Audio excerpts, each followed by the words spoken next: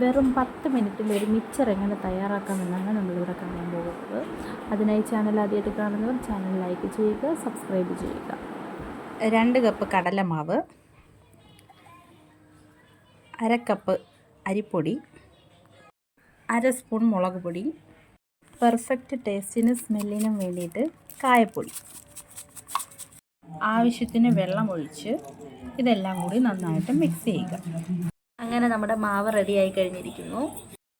സേവനാഴിയിലോട്ട് നമ്മൾ മാവ് നന്നായിട്ട് നിറച്ച് നല്ലോണം പ്രസ് ചെയ്ത് വെക്കുക. ഒരു പാൻ എടുക്കുക, അതിലേക്ക് എണ്ണ ഒഴിക്കുക. എണ്ണ ചൂടായി വരുമ്പോൾ പാനിലേക്ക് നമ്മൾ കറിവേപ്പില ഇട്ട് കൊടുക്കുക. കറിവേപ്പില നന്നായി മുരിഞ്ഞെടുക്കുക.